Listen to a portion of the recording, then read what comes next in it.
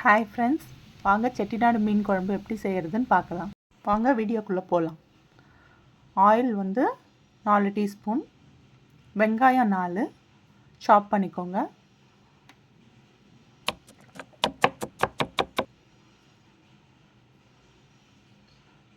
தக்காளி 2 அதுவும் சின்னதாக நறுக்கிக்கோங்க.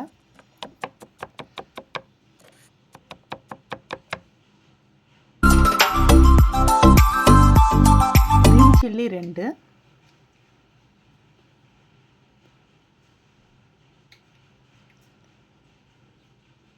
இப்போது வெங்காயம் போட்டுடலாம். வெங்காயம் போட்ட உடனே தக்காளி போடக்கூடாது. வெங்காயம் நல்லா கொஞ்சம் பொரிஞ்சு வரட்டும்.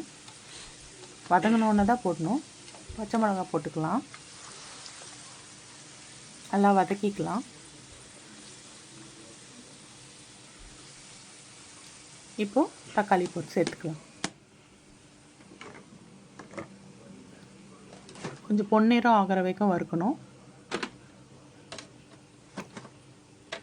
சோம்பு போட்டிருக்கேன். சீரகம் கொஞ்சம் போட்டுக்கோங்க.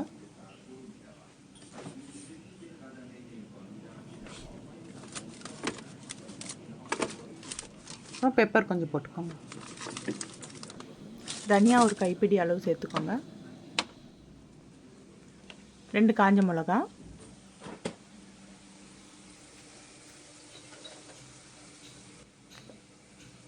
மஞ்சத்தூள் ஒரு பிஞ்சு,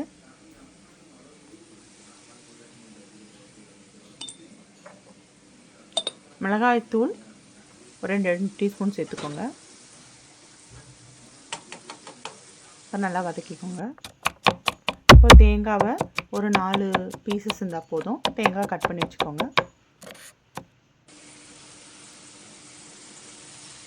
அதை நல்லா கிரைண்ட் பண்ணிவிட்டு அந்த பேஸ்ட் ஆட் பண்ணிக்கோங்க. இப்போ நல்லா வதக்கிக்கோங்க.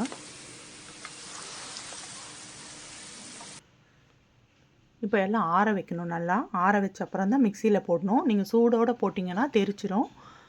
அந்த சூட்டில் எல்லாமே வெளியே வந்துடும். அதனால ஆறணும். நல்லா ஃபேன் காற்றுல ஆற வச்சுட்டு அதுக்கப்புறம் கிரைண்ட் பண்ணிக்கோங்க. ஃபைன் பேஸ்ட்டாக இருக்கணும். ஃபைன் பேஸ்ட்டாக கிரைண்ட் பண்ணிக்கோங்க. இந்த மாதிரி இருக்கணும். இப்போ கருவேப்பிலை, கடுகு சேர்த்து வதக்கிக்கோங்க. இப்போ அந்த பேஸ்ட்டை ஆட் பண்ணிக்கோங்க. இந்த பச்சை வாசனை போகிற வரைக்கும் வதக்கிக்கோங்க.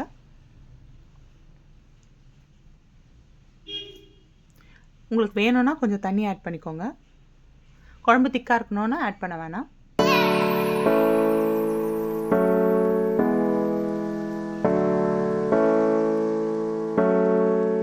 இப்போ அந்த பச்சை வாசனைலாம் போயிடுச்சு.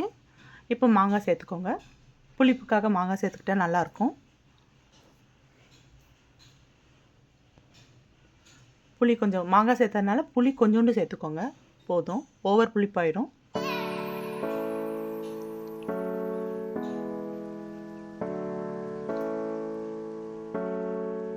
நல்லா கொதி வரட்டும்.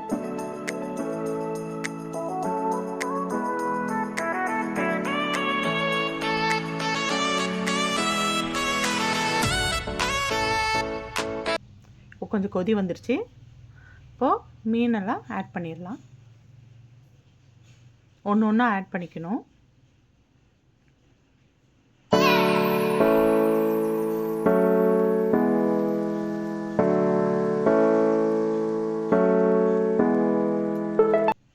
மீன் ரொம்ப கொதிக்கக்கூடாது.